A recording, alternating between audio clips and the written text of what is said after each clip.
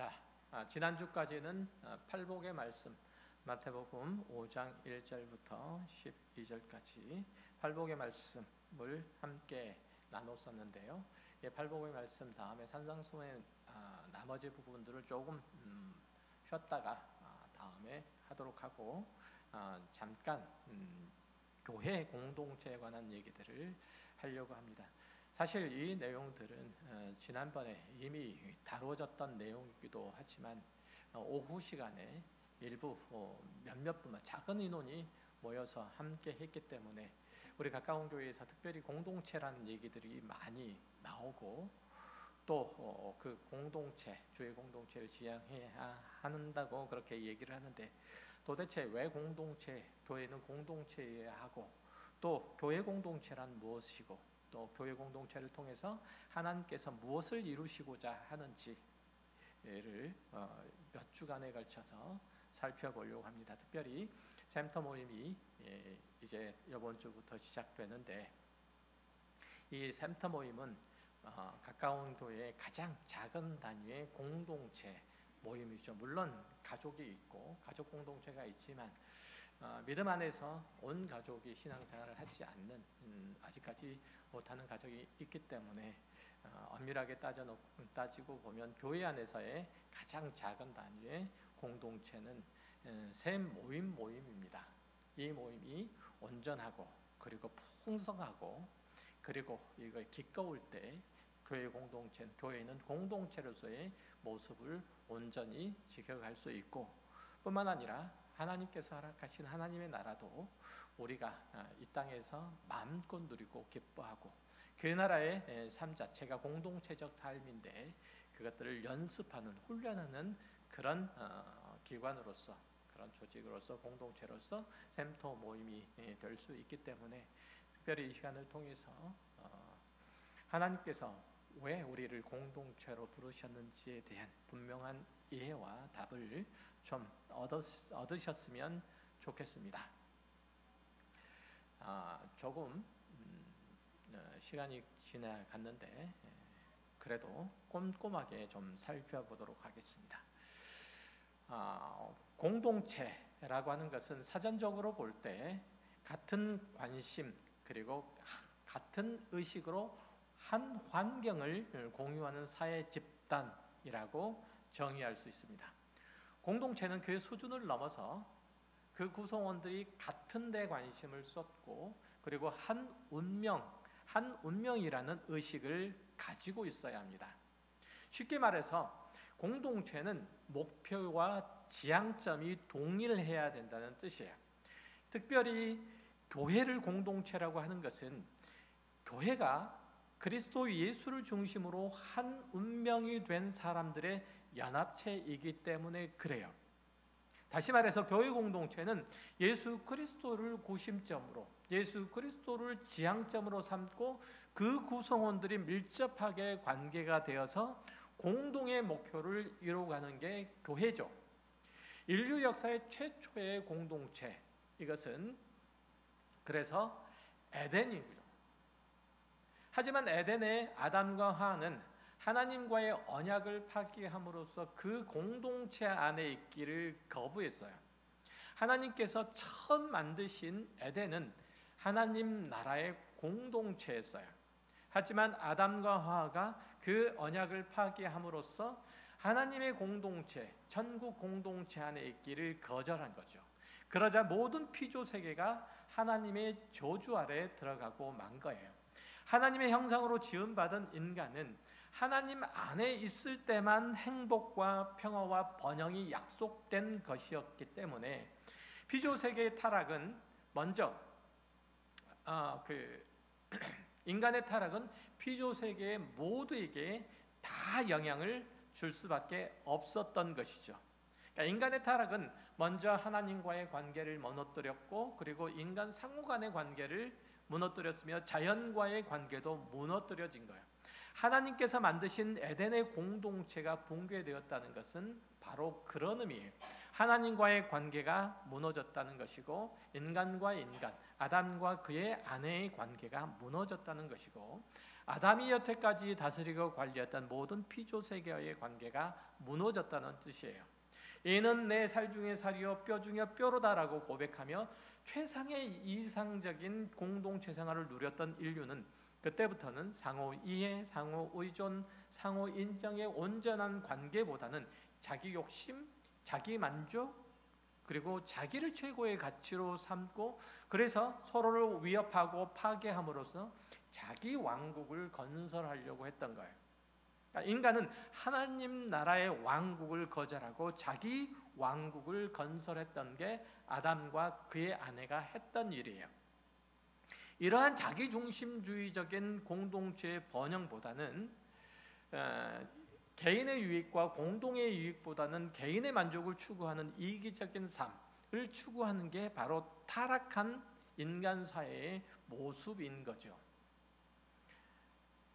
결국 하나님의 형상인 에덴의 공동체에서도 사랑과 신뢰와 섬김 대신에 서로에 대한 불신과 탐욕 그리고 서로를 지배하고자 하는 욕망들이 그 자리를 대신 차지하게 된 거예요.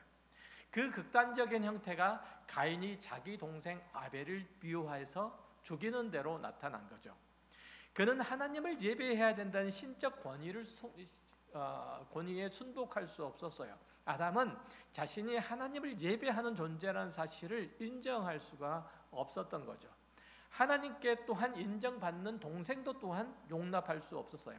하나님의 절대 주권과 통치 행위를 거부한 가인은 그래서 뭘 하기로 작정했냐면 하나님의 형상인 아벨을 죽임으로써 하나님께 대한 안갚음, 하나님께 대한 도전, 하나님께 대한 극도로 반감을 표현한 거예요. 하나님이 세우신 공동체의 관계를 무너뜨림으로써 창조의 질서를 훼손해버리고 그리고 하나님과의 적대 관계에 들어가 버린 거죠. 공동체를 어지럽히는 것은 하나님의 창조의 계획과 목적을 훼손하는 일들이에요. 공동체를 훼손하는 것은 자기 몸을 그런 의미에서 망가뜨리는 거예요.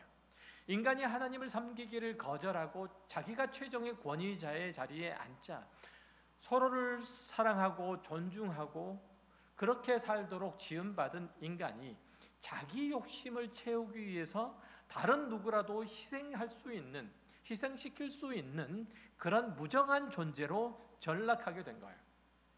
그래서 오늘까지 타락한 인간이 공동체적인 삶을 이루는 것이 그토록 어렵고 힘든 거예요. 죄의 힘은 인간으로 하여금 공동체적이 되기보다는 자기중심적으로 살아가도록 더 큰 능력을 발휘하는 거예요. 죄는 어디에서 나타난다고요? 한 개인에서만 나타나는 게 아니라 한 개인에게 나타나되 공동체 안에 있는 개인을 흔들어 놓음으로써 그가 공동체를 무너뜨리도록 훼손하도록 그렇게 능력을 발휘하는 거예요. 그렇게 함으로써 하나님의 거룩하신 인간의 창조의 목적을 왜곡하고 하나님께서 세우신 세계 질서를 붕괴하려고 하는 거죠. 다시 말해서 사탄이 하나님의 창조의 질서를 왜곡하고 무너뜨리기 위해서 가장 애를 쓰고 있는 것이 뭐라고요? 공동체의 붕괴예요. 공동체를 무너뜨리는 거예요. 타락한 인간이 자기중심적으로 살아가는 것은 한편으로는 거룩하신 하나님을 인정하지 않으려는 불경건한 태도이고 다른 한편으로는 다른 사람과도 친밀한 관계를 원하지 않는 교만한 마음이 표출되어 있는 거예요. 어거스틴이 말한 바와 같이 그러한 교만이 죄의 본질인 것을 받아들이면 그러면 자기중심적인 가치관은 타락한 인간의 죄성의 표현인 다름이 아니죠. 이런 심각성에도 불구하고 우리는 아무런 죄의식이 없어요. 못하는데 자기중심적인 사고와 이해와 행동을 하는데 아무런 제약이 없어요. 아무런 죄의식이 없어요. 도덕적인 일탈 행위를 한 것에 대해서는 가책을 느껴요. 자기 욕심에 사로잡혀서 공동체 형제 자매를 살피기를 거절하는 것에 대해서는 그건 별로 마음에 거리낌이 없어요. 불편함이 없어요. 괜찮은 거예요. 죄론을 다할 때도 내 죄만 생각하지 우리가 관여되는 공동의 죄에 대해서는 간과해요. 구원이라고 하는 것도 개인의 범주를 넘어서지 못해요. 성화도 역시 마찬가지로 공동체 안에서 함께 자라나는 것에 대해서는 별로 무관심해요. 성화는 그렇게 얘기를 해요. 공동체 안에서 함께 자라가는 거라고. 에베소서 2장 20절, 22절 이하가 다 그 얘기를 하고 있잖아요. 구원이라고 하는 것은, 성화라고 하는 것은 그리스도 예수 안에서 우리가 함께 지어져 가는 것이다. 함께 자라나는 것이다. 어떻게 하게? 가장 중요한 게 뭐라고요?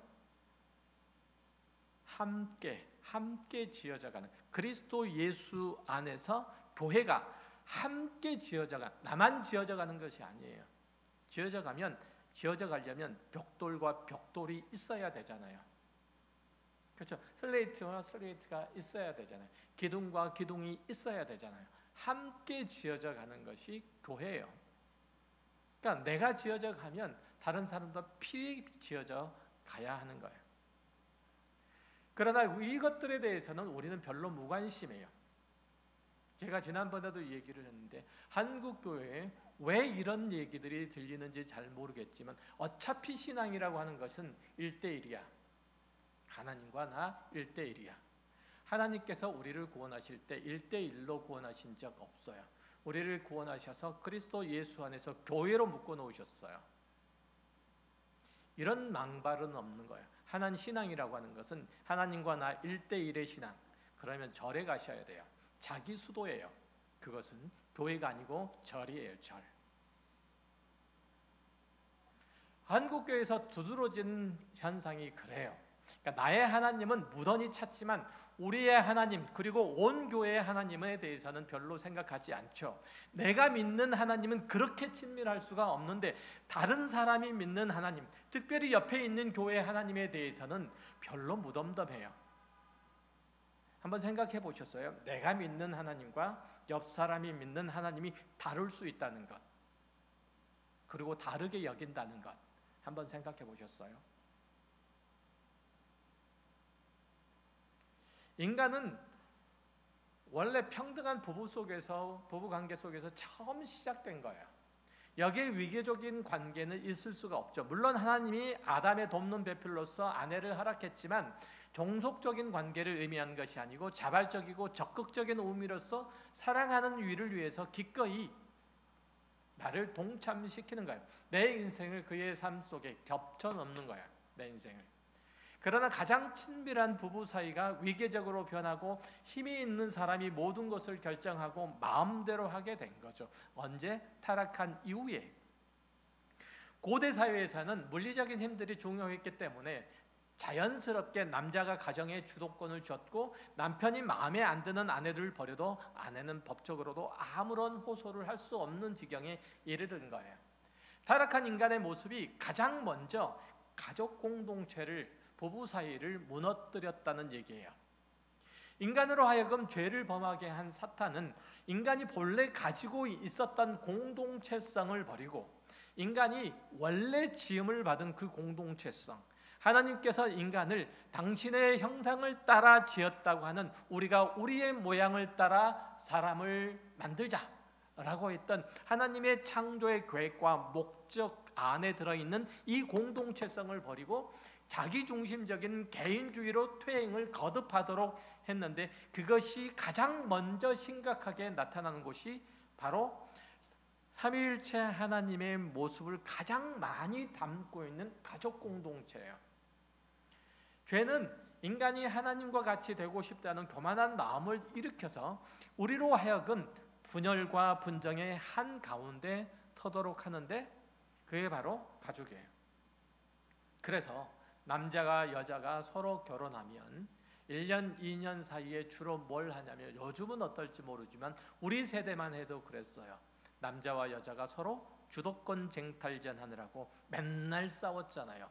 이번에 길을 못 잡으면, 이번에 손에 못 쥐면, 내가 휘어잡지 못하면 평생 잡혀 산다. 이런 얘기 들어보셨죠? 이런 얘기 들어보셨잖아요. 평생 잡혀 산다. 그러니 1, 2년 내에 박살을 내놔야 내가 평생 편안하고 쉽게 살 수 있다. 이게 결혼 관계가 되어버린 거예요. 그러니까 하나님과의 관계를 끊어버린 인간에게 찾아온 것은 그렇게 공동체의 약화와 혼란과 붕괴예요. 죄가 사람에게 슬픔과 아픔과 고통과 불행을 유발한다는 것은 어찌 보면 두 번째 문제인지도 몰라요. 그것들이 먼저는 공동체 안에서의 무관심과 불신과 경쟁과 소외의 분위기 안에서 키워짐을 고려하면 개인의 욕심과 이기심은 공동체에서, 그것이 교회든 가정이든 학교든 직장이든 반드시 극복되어야 되는 선결 과제라 할 수 있어요. 하나님은 파괴된 공동체를 포기하지 않으셨어요. 우리가 잘 아는 대로 예수 그리스도를 통해서 공동체의 회복을 실행하신 거예요. 예수님께서 가지고 오신 하나님의 나라는 완전한 공동체적 복을 누리는 것이고, 지금 이 땅에 임한 하나님의 나라를 교회 공동체를 통해서 일부 맛보도록 하는 것도 주님께서 하신 일들이에요. 예수님께서 인간 공동체적인 삶의 모습들을, 인간 공동체의 삶의 회복을 얼마나 원하고 바라셨는지 그분의 겟세마네 기도에서도 충분히 읽을 수 있어요. 아울러 이것은 인간을 창조하시고 복을 주신 하나님의 염원이신 것도 알 수 있어요. 요한복음 17장에 보면 예수님의 대제사장 기도가 소개되어 있는데요, 사실 이 말씀보다 주님께서 십자가 고난을 받으신 목적을 더 잘 알려주는 곳이 어디 있을까 싶어요. 20절 이하를 제가 읽어드릴게요. 내가 비옵는 것은 이 사람들만 위함이 아니요 또 그들의 말로 말미암아 나를 믿는 사람들도 위함이니, 아버지여, 아버지께서 내 안에 내가 아버지 안에 있는 것 같이 그들도 다 하나가 되어 우리 안에 있게 하사 세상으로 아버지께서 나를 보내신 것을 믿게 하옵소서. 내게 주신 영광을 내가 그들에게 주었사오니 이는 우리가 하나가 된 것 같이, 아버지와 아들이 하나가 된 것 같이, 성령께서 하나가 된 것 같이 그들도 하나가 되어 우리 모두도 하나가 되어 내게 하나가 되게 하려 하심이니라. 곧 내가 그들 안에 있고 아버지께서 내 안에 계시어 그들로 온전함을 이루어 하나가 되게 하려 함은, 아버지께서 나를 보내신 것과 또 나를 사랑하신 같이 그들도 사랑하신 것을 세상으로 알게 하려 함이로소이다. 예수 그리스도께서 이 땅에 오셨고 구속사역을 이루신 것이 다 우리가 하나 되게 하시기 위함이래요. 하나님 안에서, 성부 하나님 안에서, 성자 하나님 안에서, 성령 하나님, 삼위일체 하나님 안에서 우리 모두가 하나 되게 하시기 위함이래요. 그래서 예수 그리스도께서 우리에게 오셨대요. 그러니까 우리는 하나님 안에서 하나님과 하나를 이룰 뿐만 아니라 우리 모두가 다 하나로 존재하는 거란 얘기예요. 개념상으로 그런 것이 아니고 실제적으로 그러한 거예요. 예수님께서는 성부 성자 하나님이 하나인 것처럼 우리도 똑같이 하나가 되달라고 그렇게 기도하셨고, 그것을 위해서 이 땅에 오셨고 그것을 위해서 당신이 십자가에 달려 죽으셨다고 얘기를 하고 계시잖아요. 그리고 우리가 하나가 되는 것은 주님께서 이 땅에 오신 주요 목적이라고 얘기하세요. 우리가 하나가 되는 것은 비로소 사람들에게 그리스도께서 하나님으로부터 보내심을 받은 증거가 된다고 얘기를 해요. 그러니까 그리스도께서 하나님으로부터, 성부 하나님으로부터 보내심을 받은 그 증거는 어떻게 표현된다고요? 어떻게 나타난다고요? 우리 모두가 하나가 됨으로, 어디 안에서? 그리스도 예수 안에서 우리 모두가 하나가 됨으로 표현된다고, 세상이 그렇게 알게 된다고. 그러니까 그리스도의 십자가의 사역과 구원의 목적을 다시 한번 생각을 해보면 우리가 그리스도 예수 안에서 하나가 되는 것, 하나님께서 공동체로 계시듯이 주의 교회도 다 하나가 돼야 된다고, 또 그것을 위해서 당신께서 이 땅에서 영원하신 대제사장 역할을 수행하셨노라고 그렇게 기도하신 내용이 바로 요한복음 17장 내용이에요. 이 기도를 마치신 후에 예수님께서는 십자가에 죽으심으로써 그분의 기도대로 우리가 주의 공동체로 회복을 이루도록 하는 그 길들을 열어주셨어요. 그래서 하나님과 우리와의 끊어진 관계를, 막힌 담을 허셨고 하나님과 우리 사이를 하나로 묶으셨잖아요. 뿐만 아니라 우리가 서로 하나가 되도록 묶어주셨어요. 그래서 우리는 하나님과 더불어 공동체, 주의 공동체를 이루는 거예요. 그렇게 세우신 것이 교회이고 그 안에서 우리가 서로 교제, 코이노니아를 이루도록 우리 각자를 부르신 거예요. 하나님께서는 우리 각자를 부르셨으나 각자 따로 부르신 것이 아니라 공동체 안에서 부르신 거예요. 여러분이 그리스도의 제자 된 것을, 하나님의 자녀가 된 것을 표현하려면 어디서 표현해야 돼요?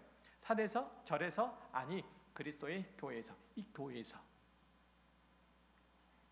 그것은 하나님께서 구원 사역을 구체적으로 드러내셨던 아브라함의 경우에서 잘 드러나요. 하나님께서 그에게 약속하신 복의 내용들을 보면 처음 창조 시에 아담에게 주셨던 것과 비교해서 전혀 다른 게 아니에요. 창세기 13장에 나오는 내가 내 자손을 땅의 티끌같이 하리니 사람이 땅의 티끌을 셀 수 있을진데 내 자손도 세리라는 말씀은 생육하고 번성하고 땅에 충만하란 복의 내용과 다르지 않고요. 이때 내 자손이라고 하는 표현 자체가 단수 표현으로 되어 있어요. 하나의 개념, 집합적 개념으로 나타나 있다는 얘기예요. 그리고 12장 1절에서 3절의 내용도 마찬가지예요. 제가 읽어드릴게요. 여호와께서 아브라함에게 이르시되 너는 너의 고향과 친척과 아버지의 집을 떠나 내가 내게 보여줄 땅으로 가라. 내가 너로 큰 민족을 이루고 내게 복을 주어 내 이름을 창대하게 하리니 너는 복이 될지라. 너를 축복하는 자에게는 내가 복을 내리고 너를 저주하는 자에게는 내가 저주하리니 땅의 모든 족속이 너로 말미암아 복을 얻을 것이라 하신지라. 이 말씀도 새로운 하나님의 나라의 공동체를 약속한 거고, 더불어서 그가 만나는 부족들마다 하나님을 알게 하고 그분의 생명이 뿌려지도록 하시겠다는 그런 의미예요. 그러니까 하나님께서 아브라함을 부르신 것도 뭘 하시려고 부르셨어요? 공동체를 이루시려고, 공동체를 만드시려고 부르신 거예요. 자손에 대한 약속은 그 얘기예요. 그 얘기예요. 공동체를 이루시겠다는 거예요. 하나님의 구원의 공동체를. 그러니까 하나님께서는 모세로 하여금 이스라엘의 민족 공동체를 이루게 하시고 서로 형제로서 존중하고 사랑하고 의지하고 살도록 훈련시켰죠. 이제 가나안 땅에 들어가서 이룰 수 있는 이 공동체는 가족의 개념들을 도입한 거예요. 그러니까 가나안 족속들에게서는 찾아볼 수 없는 특별한 이 가족 공동체로서의 이스라엘 공동체인 거예요. 사실 이 가족 이상의 가장 친밀한 사회 단위는 없다고 볼 때 공동체적 교회의 모습이 어떠해야 될지 그 분명한 방향성을 지금 이스라엘 공동체가 제시해주고 있는 셈이에요. 그러니까 이스라엘 백성들은 하나님의 명령을 따라서 뭐라고 표현하냐면 서로에 대해서 형제라고 얘기를 하도록 되어 있어요. 그 호칭은 가족적 친밀성을 드러낸과 동시에 동조들에게 죄를 범치 말 것과 서로에 대한 호의적 관계를 그대로 드러내고 있는 게 바로 그 호칭이 바로 형제라는 표현이에요. 이스라엘의 지파라는 용어 역시 이 공동체라는 개념에서 나온 거예요. 요즘 이단에서 지파하는 소리를 하도 많이 해가지고 조금 껄쩍지근하기는 한데 지파라고 하는 것이 그런 거잖아요. 가지지파잖아요. 가지지. 그러니까 한 몸에서 나온 거예요. 한 나무에서 나온 거고 한 몸에서 나온 거예요. 이 가지예요. 그러니까 공동체인 거죠. 더 나아가서 하나님은 이스라엘 민족이 정서적인 가족에만 이스라엘 민족에 심어준 게 아니라 제도적으로도 이를 뒷받침할 수 있는 공동체적 삶들을 생활할 수 있도록 해주셨어요. 하나님께서는 이스라엘에게 연대의식을 강화하고 그리고 상호 책임을 부여하기 위해서 경제적 공의를 실현하도록 명령하신 거예요. 안식년과 그리고 희년, 이게 바로 대표적인 제도예요. 그러니까 하나님께서는 이 안식년을 통해서, 이 면제년들을 통해서 채무를 실질적으로 면제하고 또 빚을 독촉하지 말라고 말씀하신 거예요. 그러니까 면제년 제도를 통해서 자신에게 빚진 형제의 채무를 탐감함으로써 실질적으로 형제의식, 공동체의 일체감들을 다져가도록 하셨단 말이죠. 또 그렇게 하면 이스라엘 중에 가난한 자가 없어질 거라고도 하셨어요. 비록 어느 정도 빈부격차가 있을지라도 모든 백성이 편안하게 살 수 있는 그러한 공동체를 형성하도록 하신 거예요. 이처럼 이스라엘에게 있어서 가난한 형제는 멸시하고 소외시키는 대상이 아니라 사랑으로 구제해야 될 대상이고, 또 그는 공동체의 한 지체로서 형제로서 존재하고 있다는 것을 그 일들을 행함으로써 서로 고백하도록 그렇게 준비가 되었던 거예요.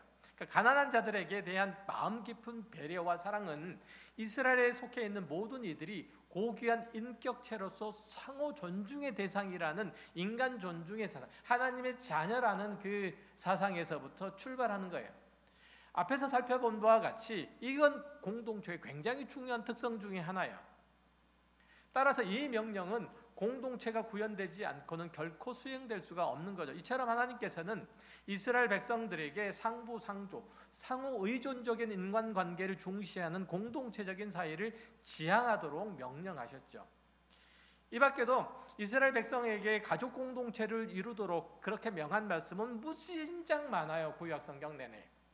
구워진 돈에 대해서 이제를 받지 말 것, 전당 잡힌 옷은 해가 지기 전에 돌려줄 것, 송사를 불공평하게 하지 말 것, 뭐 이런 것들이 다 그런 거예요. 뭐 안식년의 소출들은 고아나 과부들의 것이고 이방인의 것이다. 곡물이나 포도원의 소출들을 다 거둬서는 안 되고 이것들을 어려운 사람들을 위해서 남겨두어야 된다. 이런 것들은 다 그래요. 어디서 나온 거냐면 단순하게 구제라는 차원이 아니고 이스라엘이 한 공동체로 그렇게 한 가족인 것을 확인하는 그런 제도였던 거예요. 이스라엘은 그렇게 뭐 혈통적으로 혹은 민족적으로 한 공동체라는 것뿐만 아니라 정서적으로도 그렇고 제도적으로도 그랬던 거예요. 한 공동체였던 거예요. 그러니까 한 사람의 고난은, 그래서 이스라엘에 있어서는 한 사람의 고난이 그 사람에게만 국한된 게 아니라 전체의 고난이 되었어요. 그래서 같은 마음과 동정과 연민을 가지고 그 고난들을 해결할 수 있었고, 특별히 가난한 자와 고아나 과부를 특별히 보호할 수 있게 된 거예요. 마찬가지로 한 사람의 범죄는 전체의 범죄로 그렇게 인정되기도 했어요. 이건 아간의 범죄가 그렇잖아요. 아간의 범죄가 전체 범죄로 여겨졌던 거예요. 또 공동체 전체의 이익을 위해서 개별 지파의 이익을 잠시 유보해 두도록 하기도 위해서, 예를 들면 여호수아가 루벤과 갓과 므낫세 반지파에게 모세가 준 요단강 동쪽의 땅을 이제 잠시 유보하도록 하고, 그리고 요단 서쪽을 먼저 정벌하도록 하는 것도 그런 거예요. 그러니까 이스라엘이 공동체 삶들을 살았다는 것은 성경 곳곳에서 너무나도 많이 찾아볼 수 있고, 그것이 바로 어디에서 이스라엘 서로가, 민족의 모든 구성원들이 형제의식에 기초한 것이었다는 거예요. 신약에 와서는 그리스도 예수 안에서 인종을 초월해서 모두 다 공동체를 구성할 것을 명령하셨어요. 그러니까 성별이나 사회적인 신분이나 경제적인 지위나 이런 것들에 차별을 두지 않고 모두가 한 공동체, 곧 교회 안에서 하나가 되게 하신 거예요. 그래서 이렇게 말씀하시죠. 너희는 유대인이나 헬라인이나 종이나 자유자나 남자나 여자 없이 다 그리스도 예수 안에서 하나이니라, 이렇게 말씀하세요. 그러니까 이 바울의 가르침은 오늘날 현대사회에서도 현대교회에서도 결코 잊지 않아야 돼요. 그거는 지리적 사회적인 성적인 차이는 그리스도 예수 안에서 하나가 되는데 아무런 장애도 방해가 되지 않는다고 얘기를 하고 있어요. 그리스도인이라면 모두 다 한 몸 한 지체라고 얘기를 하고 있는 거예요. 교회 공동체의 각 사람이 그리스도 안에서 한 몸이 됐고 서로가 지체가 되는 것은 코이노니아, 서로 성도의 교제를 통해서 실현되는 거예요. 사도행전에 나타나는 초대교회 코이노니아가 그거잖아요. 완전한 공동체의식, 그들이 함께 서로 먹고 마시며 함께 나누는 모든 공동체의식은 교회를 폭발적으로 성장시켰어요. 성도들 사이에 가족 공동체를 이루도록 하셨어요. 그 교회를 너무나 거룩하고 너무나도 영광스럽게 만들었던 거예요. 뭐가? 성도들의 완전한 코이노니아가, 그러니까 성도의 교제가 그렇단 말이죠. 공동체적 삶이 그랬단 말이죠. 그러니까 교회가 이 땅에 있는 현재의 교회가 세상으로부터 질시를 받고 질타를 받을 수밖에 없는 것은, 계속 무너져가고 쇠락해져 가는 것은 교회가 가진 공동체성의 무너짐이에요. 단언코 그럴 수 있어요. 이 땅의 마지막 때가 이제 올 건데, 주 예수 그리스도께서 다시 오실 것인데, 이 땅에 예수님께서 다시 오시는 종말의 그때는 더 이상 세상에 소망이 없을 때인데, 더 이상 세상에 소망이 없다고 여겨지는 때는 이 땅의 공동체가 무너지는 거예요. 그래서 이 땅이 종말을 향해서 가고 있잖아요. 요즘 대한민국에 1인 가구가 얼마나 많이 생겨요. 1인 가구. 공동체의 붕괴의 가장 두드러진 특징이에요. 1인 가족. 사람과 사람이 공동체의 관계로 하나로 묶이지 않음이에요. 교회도 역시 마찬가지잖아요. 웬만하면 온라인으로 예배를 하면 안 묶여도 돼요. 안 모여도 돼요. 그러면 교회는 자연스럽게 무너져.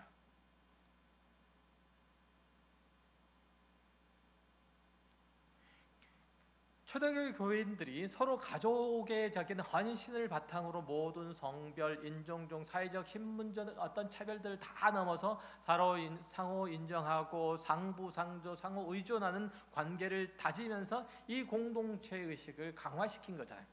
구약 공동체 형식을 발전적으로 재현시킨 거예요. 이것은 하나님께서 태초에 창조시키셨던 공동체의 원형이 이 땅에 다시금 복원되는 것을 의미하기도 해요.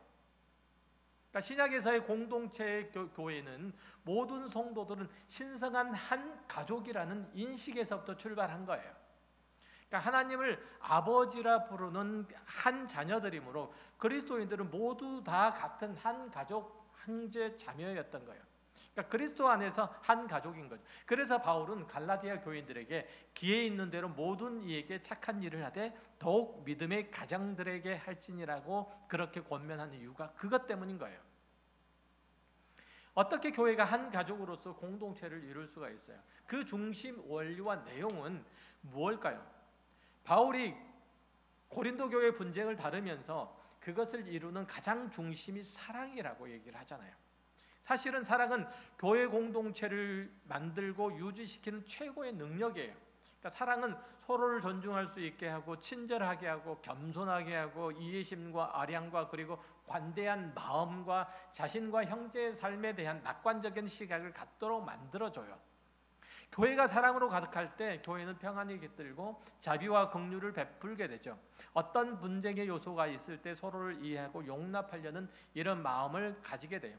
사람의 사랑의 마음을 갖는다는 것은 서로에 대한 무한 책임을 느끼는 것이고, 그래서 서로의 짐을 나눠주고 서로를 돌아보고 슬픔과 기쁨을 함께 나누는 거예요. 그 열매를 함께 나누는 거예요.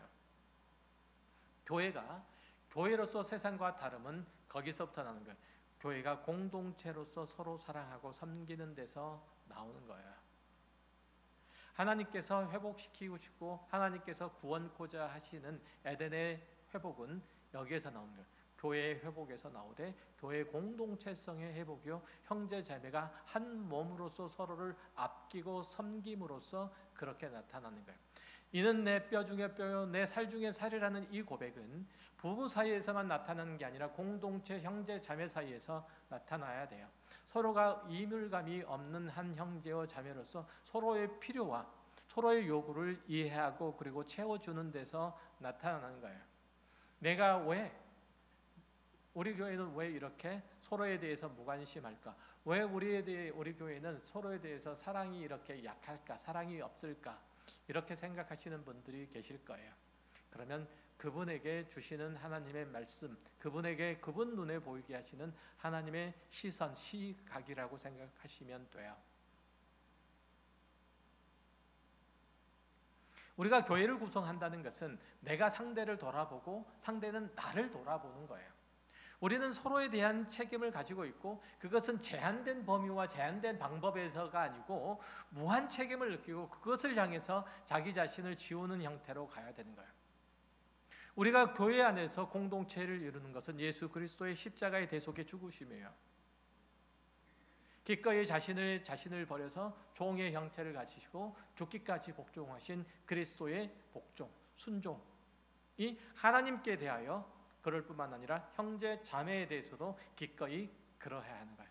피차 사랑의 짐을 져가는 것 외에 다른 어떤 것으로 우리는 공동체를 만들어 갈 수 있는 방법이 없어요.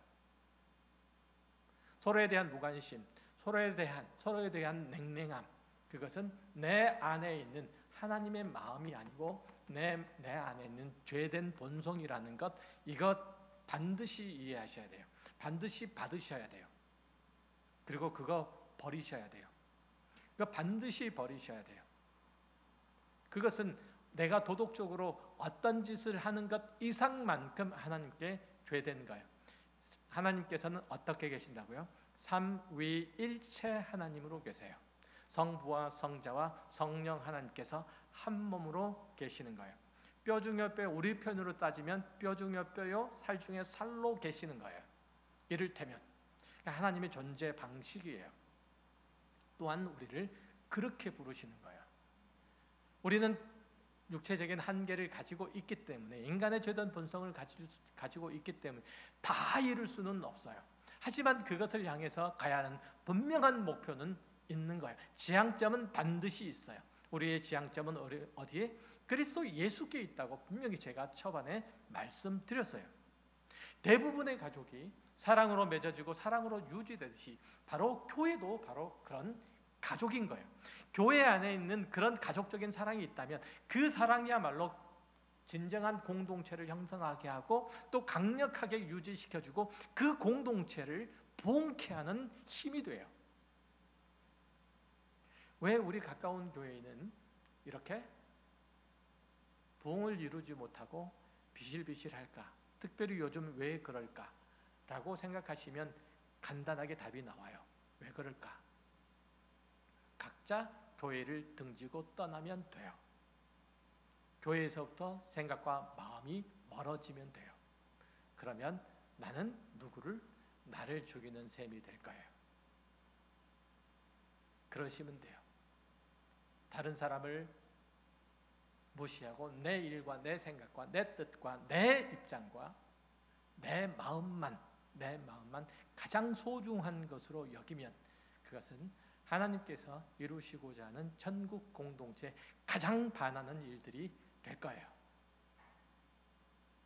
하지만 내가 그리스도 예수를 따라서 기꺼이 그리스도께서 나를 구원하시기 위해서 당신을 내어주셨고 그렇게 그리스도의 공동체, 그리스도를 머리로 우리가 그 지체로 묶였다는 것을 이해하시고 고백하신다면 나는 그 그리스도 안에서 구원을 받은 하나님의 백성이다. 영원한 하나님의 나라의 권속으로 나는 그 이름이 하나님의 생명책에 농명되었다 라고 고백하시는 분은 그 예수 그리스도 안에서 교회로 묶여야 돼요.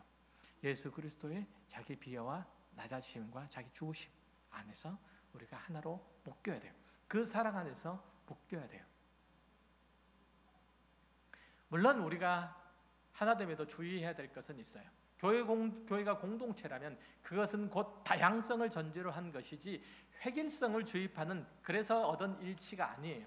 각자의 개성과 그리고 은사를 잘 살리면서 파괴하지 않는 하나로 일궈내는 그 공동체 형성이 매우 중요한 요소가 되는 거예요. 그러니까 서로에 대한 존경 그리고 존중, 섬김 이런 태도를 지향해 가야 되고 나눔과 배려가 일상화될 때 공동체는 더욱 풍성해지는 거예요. 우리 가까운 교회가 다른 어떤 것도 문제가 되질 않아요. 저는 가까운 교회가 숫자적으로 많이 1000명, 2000명 되기를 원치 않아요. 죄의 공동체성을 잃어버리지 않을 정도, 그 공동체성을 풍성하게 누릴 정도였으면 좋겠다. 이 땅에서 살아가는 동안에 그렇게 주의 공동체를 주께서 허락하신 공동체의 그 기쁨과 자랑을 그 복들을 이 땅에서 누려가며 그로 말미암아 영원한 하나님의 나라의 천국 잔치, 하나님 나라의 공동체를 꿈꾸며 소망하며 어떤 이 세상의 어려움과 역경이 있다 할지라도 우리의 믿음과 소망을 잘 지켜서 그 영원한 나라를 향해서 나그네의 길 가는 것을 거절하지 않고 기꺼이 찾아갈 수 있다면 저는 그것으로 저의 책무는 가까운 교회의 담임 목사로의 책무는 다 했다고 생각해요. 여러분, 제가 당부의 말씀드립니다. 다른 어떤 것은 잊어버린다고 할지라도 주의 공동체는 세워가셔야 돼요. 주의 거룩하신 은혜의 역사를 따라 공동체가 부여하게 되는 것, 그것은 나를 망하게 하는 것이 아니고 나를 쇠약하게 하는 것 아니고 나를 빈곤하게 하는 것 아니고 나를 강하게 하는 것이요 흥하게 하는 것이요 복되게 하는 것이요 부여하게 하는 것이라는 사실을 꼭 기억하시길 바랍니다.